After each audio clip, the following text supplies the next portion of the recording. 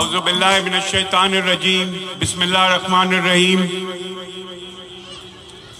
यहाँ स्टेज पे बैठे हुए डॉक्टर मिर्ज़ा इख्तियार साहब, मनोहर लाल साहब, मेरे काउंसलर और मेरे हर वक्त के साथी उमैर इकबाल, जिसका मैं क्या आपसे तारुफ कराऊं, और बहुत सारे लोग बैठे हैं, रोफना गौरी हैं और दोस्त हैं, डॉक्टर पलाज हैं हमारे काउंसलर, मेरे लियात भट्टी भाई भी नीचे बैठे हुए हैं, तबीयत खराब की वजह से नीचे बैठे हैं।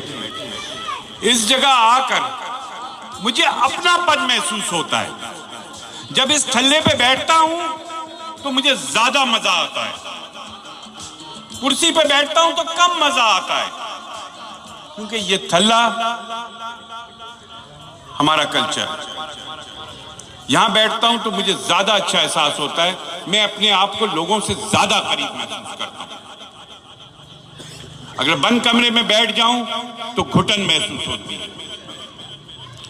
यहां के लोगों ने जिस तरह बल्दियाती इलेक्शन में मुझे मोहब्बत दी, जिस तरह प्यार दिया और मुझे यहां से जिताया, इस बात को मैं भूल नहीं सकता। अब वो इत्तेफाक है, इलेक्शन कमीशन से मैं तो बहुत लड़ा कि नहीं मेरा फेयर टाउन वापस करो, लेकिन जालिम नहीं माने। 2 दफा इस्लामाबाद भी चक्कर लगाए, अपीलें की, लेकिन मैं आपसे दूर नहीं हो सकता।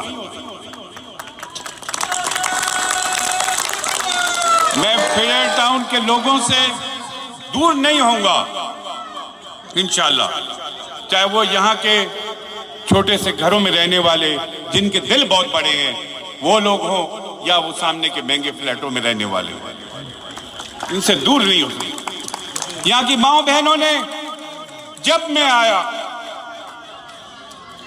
एक दिन आया तो इतनी चादरें पहनाई कि मेरी गर्दन ही टूटने लगी थी। फिर मैंने कहा मेरी बहनों को वापस कर दो, ये तो बहुत ज्यादा हो गई है। हम मौजूद हैं आपके लिए, हमारी टीम मौजूद है, और जिस वक्त और जब आप आवाज देंगे हम लोग मौजूद होंगे। हमें अभी बहुत काम करना है। मुझे जो सबसे ज्यादा फिक्र है, ये पानी आता है चला जाता है, गटर भी बनते रहेंगे, ये मसले नहीं है। मसला ये कि मेरे नौजवानों का आखिर मुस्तकबिल क्या है। मुझे फिक्र है इनके रोजगार की। अगर हम अपने नौजवानों को जो पढ़ रहे हैं, मेहनत कर रहे हैं, गरीब लोग हैं, पेट काट के बच्चों को पढ़ाते हैं और उनको रोजगार ना मिले, तो ये इससे बड़ी नाइंसाफी कुछ नहीं। आज महंगाई का जो आलम हो गया है, अच्छे अच्छे लोगों की चीखें निकल गई हैं, तो मेरे गरीब लोगों का क्या हाल हो। एक साहब कहने लगे गैस नहीं आ रही, मैंने कहा गैस आएगी तो पकाने के लिए पैसे हैं क्या? नहीं है हालात ऐसे। अभी कुछ दिन पहले एक आदमी ने 16,000 रुपए कर्ज ना देने पे अपने बच्चों और बीवी को मार कर खुदकुशी कर ली। ऐसे माशरे का मैं क्या करूं? हमें हमारी लड़ाई इससे है। मेरे चेयरमैन ने कहा हमारी लड़ाई किसी पार्टी से नहीं, मैं किसी पार्टी की भी बुराई नहीं करना चाहता। हमारी लड़ाई इस मुल्क की भूख से है, लोगों के बुरे हालात से है हमारी लड़ाई, और ये लड़ाई हम लड़ेंगे, ये लड़ाई लड़ेंगे और ये लड़ाई जीतेंगे। हमारा मुस्तकबिल में ये नहीं लिखा कि हम भूखे रहें, हमारे बच्चे अच्छे स्कूल ना जाएं, 20 तारीख को तो हम उधार में राशन लेने जाएं। ये हमारी जिंदगी नहीं होनी चाहिए, ना होगी। हमें अपने बच्चों के लिए अच्छी तालीम चाहिए, उनका रोजगार चाहिए, मेडिकल की सहूलियात चाहिए, हमें घर चाहिए। जो रेलवे के क्वार्टरों में रेलवे किराया लेती है और मेंटेनेंस नहीं करती, जब हम कोई प्राइवेट से घर लेते हैं तो उसको हम पकड़ते हैं ना कि भाई ये चीज खराब है, घर की सही करके दो। बेग साहब, आप जब नेशनल असेंबली में जाएं तो आपको रेलवे वालों को पकड़ना होगा कि यहाँ के जो हमारे गरीब रेलवे मुलाजमीन हैं उनके घरों की हालत खराब है। ये हम आपसे करवाएंगे काम, और ये आपको करके देना होगा हमें, क्योंकि फेडरल गवर्नमेंट में होंगे आप इंशाल्लाह।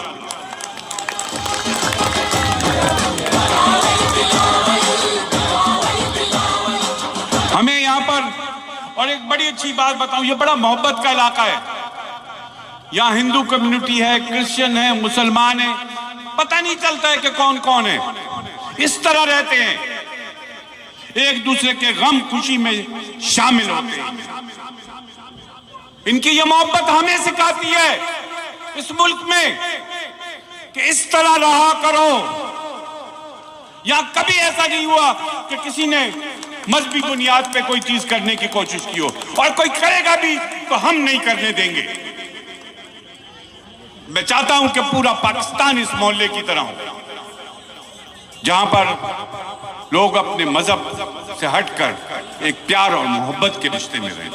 हमें यह चाहिए। मुझे अपने नौजवानों के हाथ में बंदूक नहीं चाहिए, बहुत हो चुका। हमें इनके हाथ में कलम चाहिए। मैं नहीं चाहता कि मेरे किसी नौजवान के घर पे पुलिस रेड करे, रेंजर्स रेड करे। फिर मैंने वो हालात भी देखे कि कराची सेंट्रल जेल के बाहर माएं अपने बच्चों के खाने लेकर खड़ी हुई हैं, रो रही हैं। तो ऐसे हालात क्यों हो? क्यों हो? हमें ऐसे हालात नहीं चाहिए।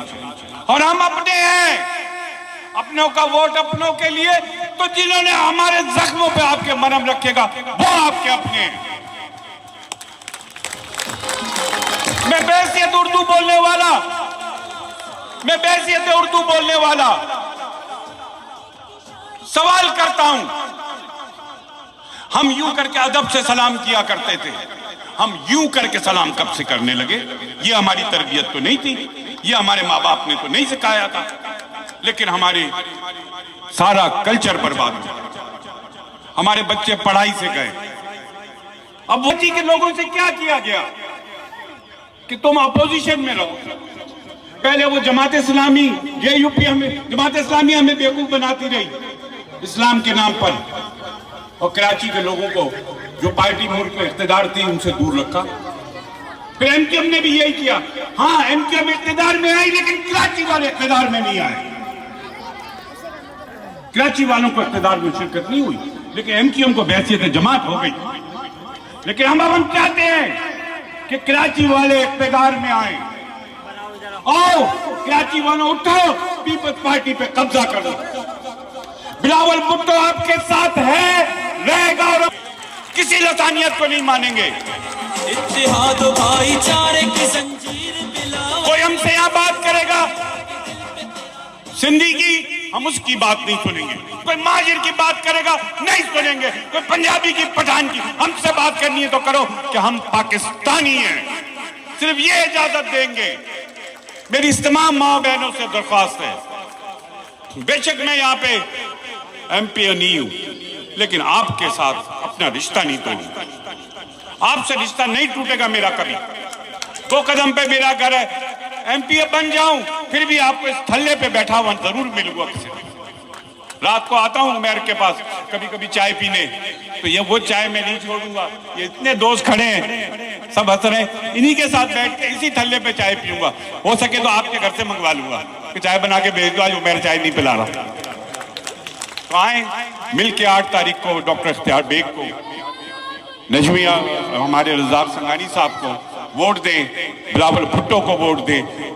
और ये दिन आपका, अगर आपने इस दिन नागा किया तो फिर आपको शिकायत और का हक नहीं पहुंचता। ये दिन आप हमें दे दें, उसके बाद 5 साल हमसे ले, इनसे ले, और अगर ये नहीं करेंगे MNA MP, खुदा की कसम खा के कह रहा हूं मैं आपके साथ खड़ा हूंगा और इनके गिरबान मेरे हाथ में।